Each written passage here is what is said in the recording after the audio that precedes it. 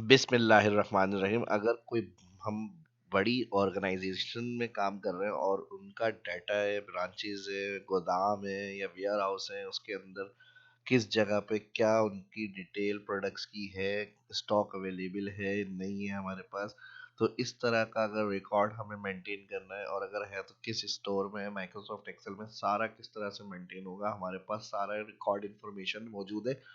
और अगर हमसे पूछा जाता है कि ये हमारे पास चीज़ अवेलेबल है और अगर है तो कहाँ पर है, किस जगह पे है, कौन से वेयर हाउस में, कौन से गोदाम में, कौन सी ब्रांच में, कौन से स्टोर में, और तो ये हम इसके अंदर इंटर करें और जो उनका रिटर्न होगा शीट के ऊपर हमारे पास रिकॉर्ड मेंटेन उसके अंदर बता दे यस इस जगह पे अवेलेबल है। तो ये किस तरह से मेंटेन करेंगे ये आज की इस वीडियो में सीखने को मिलने वाला है। जबरदस्त। फर्स्ट जो देखना चैनल को सब्सक्राइब, वीडियो को लाइक भी कर दें। माइक्रोसॉफ्ट एक्सेल को ओपन करेंगे। अब यहाँ पर मैंने एग्जाम्पल के लिए सिर्फ 2 शीट रखी है।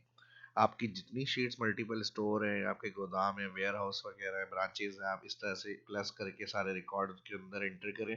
डेटा एंट्री का काम होगा और इसको मास्टर शीट में जिस तरह से हमें चाहिए कि भाई ये चीज़ अगर हम एक प्रोडक्ट कोई भी, अब हमें नहीं पता किस जगह, कौन से स्टोर में, कौन सी ब्रांच में, हम सिर्फ यहाँ से अगर उसको चेक कर रहे हैं तो यहाँ पर अगर ये सिलेक्ट है भी स्टोर शीट्स के नाम जितने होंगे ड्रॉप डाउन हमारी सिलेक्ट होगी। अगर हमारे पास उस स्टोर में नहीं है तो नो, और फिर अगर हम दूसरा किसी स्टोर जो ऑप्शन है देख लें तो उसमें यस, तो हम ये बता सकते हैं कि भाई इस जगह पर ये चीज़ हमारी अवेलेबल है। तो यही आप स्टॉक कंट्रोल वगैरह में भी अपने यूज़ कर सकते हैं। और फिर है कहाँ पर ये किस तरह से पता चलेगा हमें, तो इसके लिए हमने सेल्स को हाईलाइट किया हुआ है जिसकी मदद से जहाँ पर ये होगी वहाँ पे वो कलर हाईलाइट हो रहा होगा। अब जैसे इसके अंदर और कोई प्रोडक्ट हम देख लेते हैं, फाइंड कर लेते हैं, ये इसमें नहीं है, अगर स्टोर में होगी तो यहाँ पर हम स्टोर सेलेक्ट करें यस। अब स्टोर वाली शीट पे जब हम जाएंगे तो यहाँ से जहाँ पर ये प्रोडक्ट होगी वो कलर से हाईलाइट हो रही है। ठीक है जी, तो इस तरह से भी हम देख सकते हैं इसको। और इसके अलावा अगर कोई सेम प्रोडक्ट है मल्टीपल शीट्स के अंदर है उसको किस तरह से हम चेक करेंगे वो भी मैं बताऊंगा। तो ये इसमें सीखने को मिलने वाला है। जीरो से बिल्कुल स्टार्ट करेंगे जहाँ पे जो फॉर्मूले जो फंक्शन यूज हुए हैं वो मैं क्लियर कर रहा हूँ, फिर हम बैक करता हूँ मैं आपको। अब जो ऑप्शन यूज हुए थे वो मैंने क्लियर कर दिए, सिर्फ इसमें फॉर्मेट हुआ हुआ ये डेटा एंट्री और ये फॉर्मेट है। अब हमें ड्रॉप डाउन लिस्ट बनानी है। ड्रॉप डाउन लिस्ट बनाने के लिए एक डेटाबेस हमारी यहाँ पर है गोदाम के नाम से जो शीट है, और दूसरा डेटाबेस हमारा स्टोर में। तो इन दोनों को एक लिस्ट में ऐड करना है। इसके लिए हम 2 या 3 शीट मल्टीपल शीट्स का डेटा एक कॉलम में मर्ज करने के लिए वी स्टैक का फंक्शन यूज करते हैं। अब इसमें इस वाले डेटा को कंट्रोल शिफ्ट डाउन जितना रिकॉर्ड होगा सिलेक्ट करेंगे, कॉमा, एरे 1 हो गया, एरे 2 में जो फर्स्ट स्टोर वाली शीट है उसका data control shift down select करेंगे, ब्रैकेट क्लोज और इंटर। तो ये टोटल रिकॉर्ड हमारा 160 देखें यहाँ पर एक कॉलम में ऐड हो गया दोनों शीट्स की। ठीक है जी, प्रोडक्ट। इसी तरह आपकी 3 शीट्स हैं तो कॉमा के बाद तीसरी शीट पे जाके ऑल रेंज को सिलेक्ट करेंगे। ड्रॉप डाउन बनाने के लिए जिस सेल में ड्रॉप डाउन बनानी है उधर क्लिक, डेटा मेन्यू में डेटा वैलिडेशन लिस्ट, और ये इंटायर फर्स्ट सेल के बाद हैश सेलेक्ट करेंगे तो इसका मतलब हो जाएगा ये इंटायर रेंज सेलेक्ट कर लें। ओके, ठीक है। जब देखें इसको इस तरह से भी हम चेक कर सकते हैं।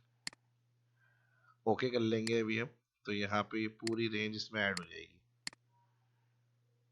और इसकी शो नहीं करनी यहाँ पे लिस्ट हाइट। यहाँ फॉर्मूला लगेगा स्टोर के नाम के लिए भी जिस सेल में बनाना है, डेटा में लिस्ट, और कितनी आपकी स्टोर है जो यहाँ पर आपके पास लिस्ट होंगी वो इधर सेल में लाने के लिए। अब यहाँ पर मेरे पास 2 शीट्स हैं, इसको मैं आराम से लिस्ट के अंदर नाम लिखकर लिस्ट ऐड कर सकता हूँ यहाँ पे शीट्स की। लेकिन अगर आपकी शीट्स ज़्यादा होंगी, ब्रांचेस या फिर जो भी आपके वेयर हाउस वगैरह स्टोर है, तो बहुत सारी शीट्स को अगर लिस्ट बनाकर एक एक करके लिखेंगे तो इसमें टाइम कंज्यूम होगा। इसकी जो ट्रिक मैं बता रहा हूँ वो भी अब देखें, इसको फिर हम अलग तरीके से ऐड करेंगे ड्रॉप डाउन लिस्ट के अंदर। वीडियो को लाइक ज़रूर कर दिएगा, ठीक है जी। आपसे रिक्वेस्ट यही होती है, सीखने को मिल रहा होता है, अच्छे ऑप्शंस ऐड हो रहे होते हैं उसके अंदर, तो वीडियो लाइक ज़रूर किया करें और शेयर भी किया करें। Last right click view code, और यहाँ पे ज़्यादा मुश्किल कोई भी एक कोड नहीं होगा। जितनी आपके पास शीट्स हैं सबको एक सेल में कॉलम के अंदर नाम को ऐड करने के लिए शीट्स के यहाँ पे कोई भी सब्जेक्ट दे देते हैं, subject list all sheets, name WS worksheet,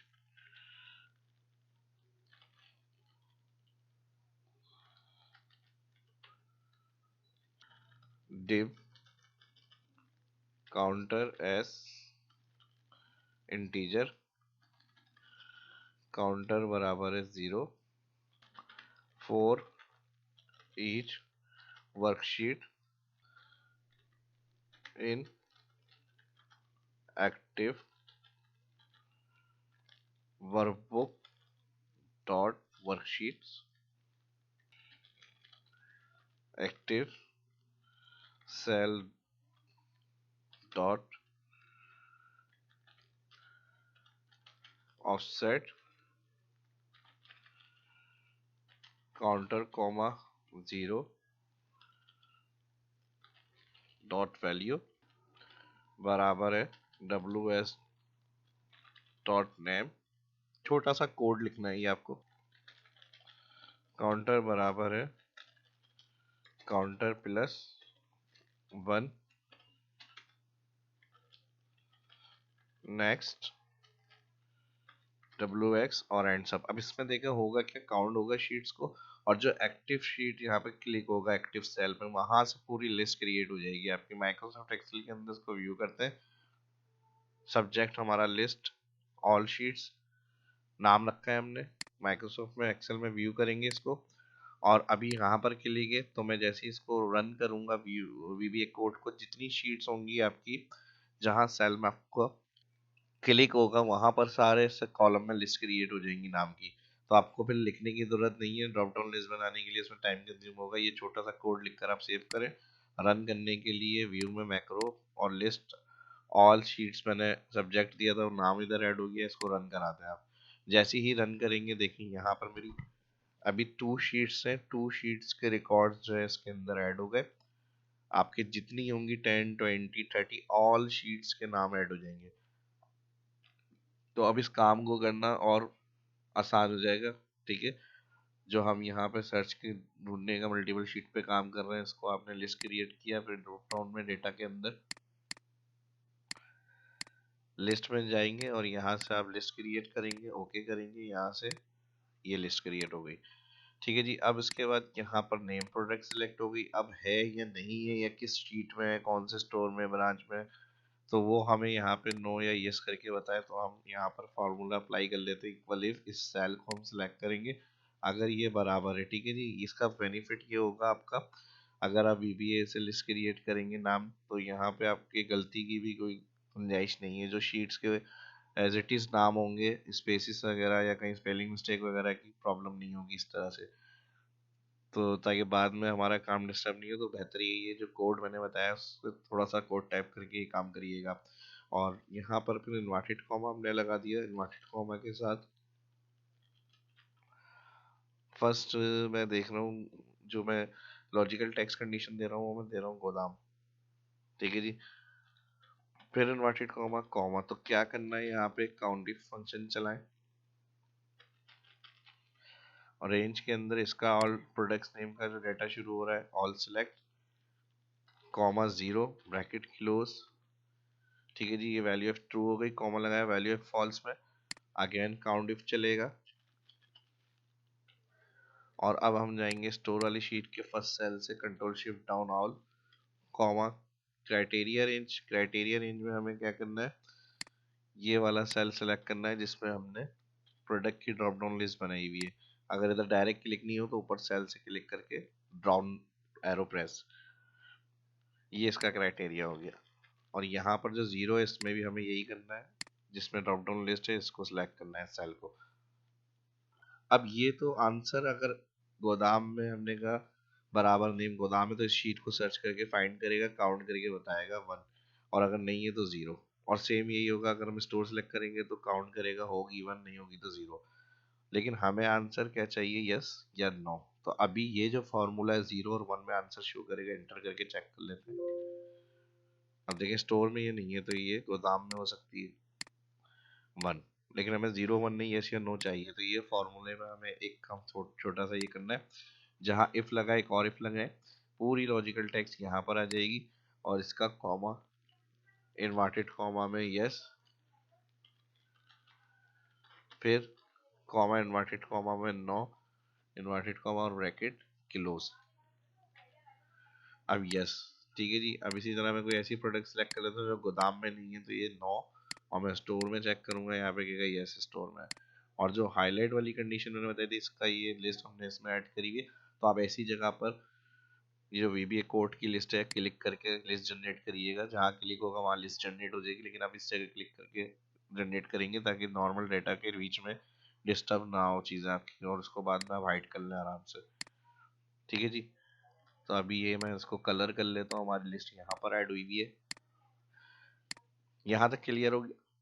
अब हाईलाइट के लिए हमें क्या करना होगा, इसके अंदर कंट्रोल शिफ्ट डाउन। अगर पहले से ही कंडीशन है तो मैं यहाँ से क्लियर कर लेता हूँ एंटायर शीट। अब हम जाएंगे दोबारा कंडीशन में इक्वल टू। अब वो अगर कोई नाम जो हमें इस सेल में ढूंढना है, लिस्ट के रीजन सिलेक्ट हुई हुई है, तो हम इक्वल टू में जाकर इसको क्लिक कर रहे हैं डायरेक्ट। अगर वो इधर मौजूद होगी तो कलर से हाईलाइट हो जाएगी, कलर जो भी आपको रखना है, येलो ग्रीन, वो आप सिलेक्ट करें।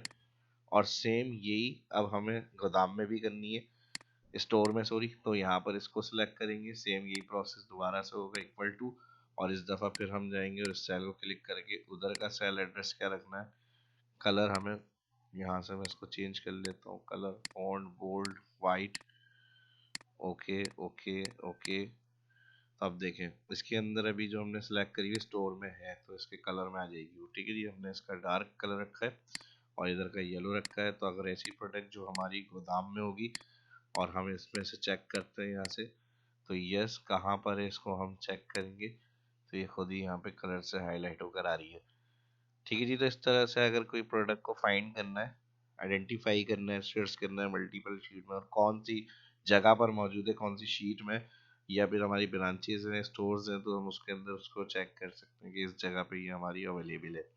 अब इसके अलावा अगर हमें डायरेक्ट शीट्स के नाम से भी देखना है, तो हमारा सिंपल फाइंड रिप्लेस ऑप्शन मौजूद होता है, उससे भी हम ये काम कर सकते हैं। ठीक है जी। फाइंड एंड रिप्लेस के लिए होम में हम आ जाएंगे, होम में आने के बाद यहाँ पर ये ऑप्शन मिलेगा हमें, इसमें आ जाए, और इसमें आने के बाद जो भी आपके प्रोडक्ट्स वगैरह हैं उसको कॉपी करें, कंट्रोल C, और यहाँ पे आके कंट्रोल V। और इसके बाद ऑप्शन में है यहाँ पे पूरी वर्कबुक में देखना है, इस शीट में देखना है, तो यहाँ से मुझे वर्कबुक में देखना है, इसको मैंने सेलेक्ट करके फाइंड ऑल कर दिया। अब ये इसी गोदाम वाली शीट में मौजूद है, तो ये गोदाम वाली शीट्स के नाम और किन सेल में D7 हमने फाइंड के लिए जो सेलेक्ट करा है वो सेल में भी आ रहा है। और फिर जिस जगह एंट्री होगी डेटाबेस की नॉर्मल लिस्ट रेंज के अंदर, इसका सेल एड्रेस यहाँ पर आ रहा है, तो आप क्लिक करके डायरेक्ट चेक कर सकते हैं इस जगह से भी। ठीक है जी। तो ये था हमारा आज का टॉपिक। उम्मीद करता हूँ कि वीडियो पसंद आई होगी। तो इस वीडियो में इतना ही, मिलते हैं नेक्स्ट वीडियो के अंदर। अल्लाह हाफिज।